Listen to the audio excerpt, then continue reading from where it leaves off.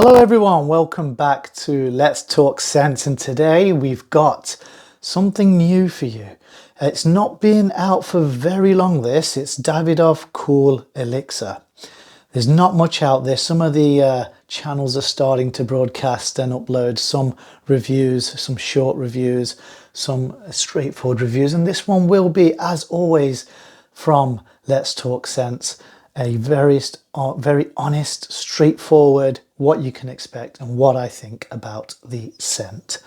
Now, off the bat, you'll see that's an absolute tiny bottle. It's actually the 30ml, and I thought that would be sufficient and enough for what I need it for. With the collection I have and I'm starting to get hold of, I don't think I'll be getting much more use of what the 30ml actually provides. Let's be honest, I made the mistake of getting the large Savage ELIXIR bottle, and although I love that, there's obviously only certain times you can wear it, and how strong it is, you need a couple of sprays. So with the Cool ELIXIR, I've decided to go for the itty bitty bottle. Anyhow, we've seen the box on the right hand side. I did the honor of opening it and giving it a thorough test, and what I wanted to do is just off the bat read you over the notes. Very simplistic. I don't know if you can see that there, but I don't think it will it? Yeah, we've got a top note of rose oxide, lavandin absolute, and oud accord. Only 3 notes listed, and I think some of the designers are starting to go down this route of listing limited notes. There's obviously more in there.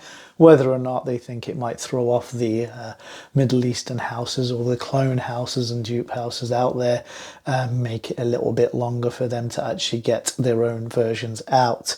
Now, this came out of nowhere. I was actually walking around town doing the usual checks of the scents, and this was on display in a couple of the shops, and I thought, managed to get my hand on a Cool Water for a while. Had no idea that this was actually coming, and yet another elixir.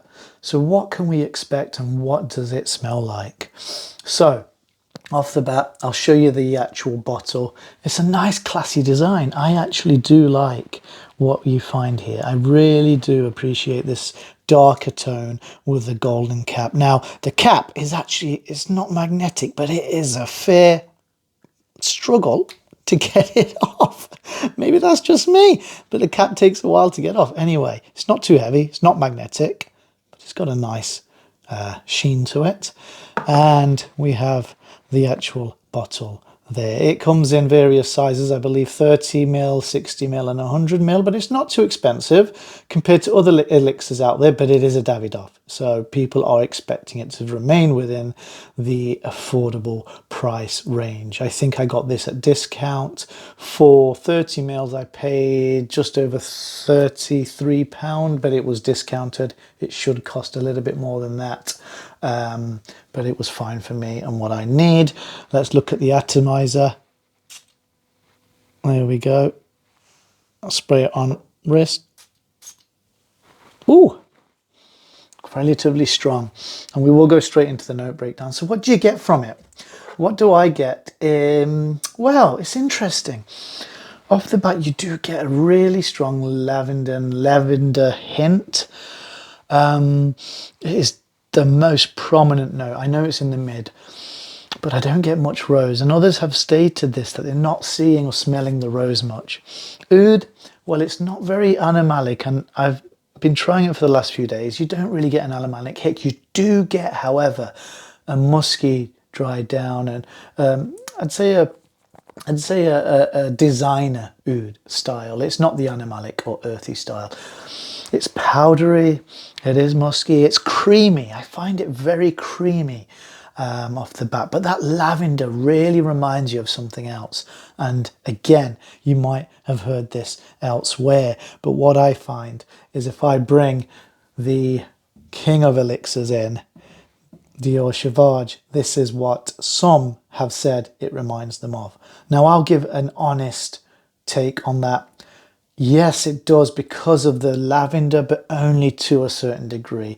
Let's not be honest, Dior Savage does have its own unique DNA, and that this is far more punchier, far more peppery, far spicier, and The only real commonality these both have would be that lavender hit that you get.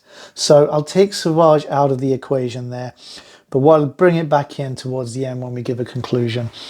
What else am I getting from there? Now, this will sound extremely, I guess, unique in a certain instance. Not many have mentioned this. Some may have said they've got something else that they're missing. Now, I would say if you are going to give this a go, definitely try it before you buy, because it doesn't have the standard cool water spicy DNA as such. It takes its own twist on things.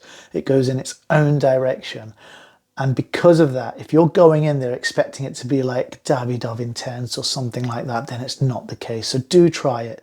If you want, you can get hold of a travel sample, a decant, a smaller size. If you look at the description below, they're available.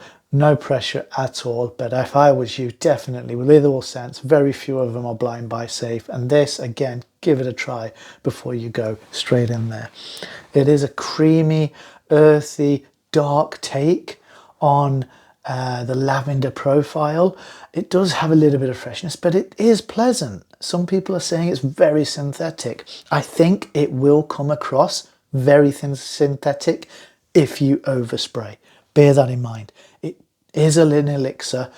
It isn't on the realms of being as strong as Savage, but by all means, I think 3 sprays, maybe 4 is enough. 3 should be fine. You'll get a nice scent bubble around you. I felt it's lasted on my clothes for the whole day. On skin, you know, it was still there 6-7 hours later. I could smell it quite easily. Whether others couldn't, I don't know. But the scent bubble for the first, few moments is airy. It's around there. People will smell it off you. One other thing I wanted to hit on, and I noticed this when I was testing it, if you get a chance, spray it on paper and a test strip and then spray it on skin. You might find you'll pick up different notes depending on which you spray on. Obviously that's down to skin chemistry, but what you will also find is that you'll pick up a few notes that might be missing. Now on skin and on clothes, I don't really get the rose at all. I get lavender, I get the oudiness, not the animalic one, but as we said, the designer style woodiness, the earthiness.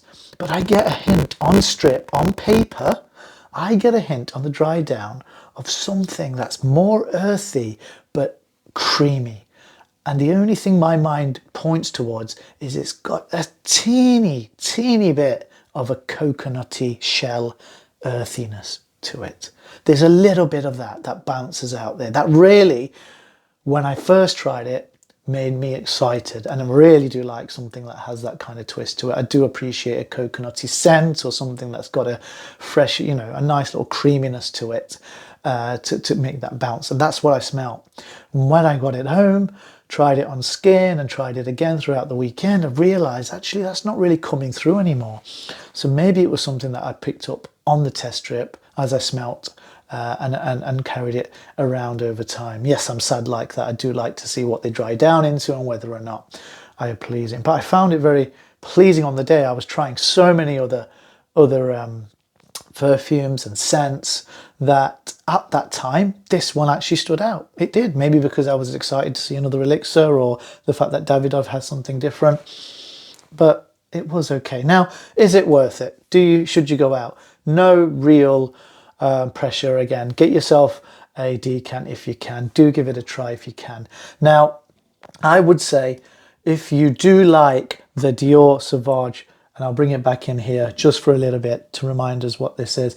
If we do appreciate the Dior Savage elixir scent profile and DNA, what I'd say is that is obviously a DNA that we can only really spray and use certain times of the year, certain times throughout the day. So it's more towards the winter or autumn, the colder weather. It's definitely more of an evening scent, and you would limit yourself because this is a powerhouse, one of the strongest fragrances I and anyone has. And if you were, I wouldn't say it's very welcomed in any kind of heat environment in the summer or springtime, so I'd avoid them.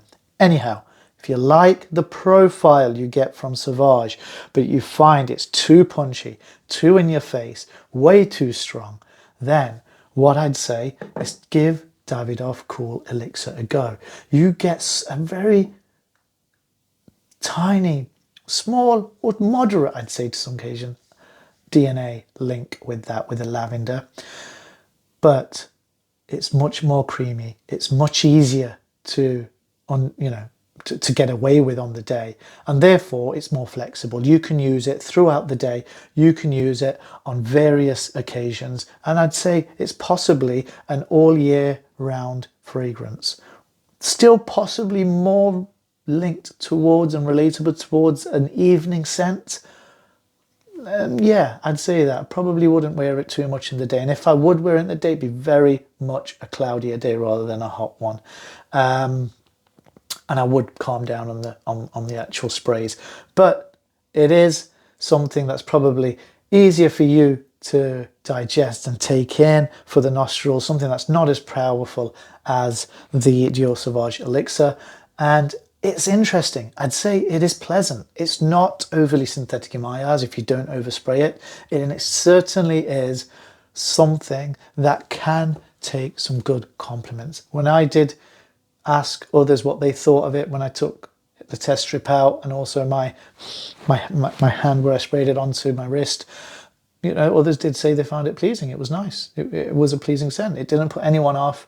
And I think you should certainly like that. So yeah, if you like that style of DNA with the lavender heavy profile, creaminess, woodiness, earthiness, darkness, and a tiny bit of coconut shell, I think it's still there somewhere. I do get it now and again, but it's very much on the odd occasion. Anyway, it needs to say, I will use it now and again, but I wanted to get this out to let you know what to expect. And it is definitely worth at least a sample or a try. Whether or not it's your cup of tea, whether or not it's something that you will buy a bottle for because of, some will maybe, some won't. I quite like it. It does fit in the collection. It does what Dior Savage doesn't, and it fits in those certain areas where I feel like Savage can't get away with it today. That's the kind of oomph I want, and the kind of pleasant, creamy, velvety, lavendery smell that I want to give off, and it gives a good note.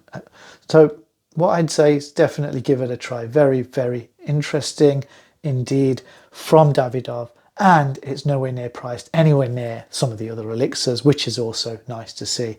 What I will do is bring in its younger brother, older brother, whatever, the other alternative that we had some time ago. I've got a new Davidoff Cool Water Intense to really bring to the fore, and I will do a side-by-side comparison between these and give you another review in another video. So please do like, subscribe, it will really help me out. Comment, see what you say, give me your opinion. Do you smell a bit of that coconut earthiness or anything else? Am I missing some notes? Do you like it? Do you hate it? Do you think it's interesting or value for money? And which out of these two, the Davidoff Cool Water Intense or the Davidoff Cool ELIXIR, is the better one?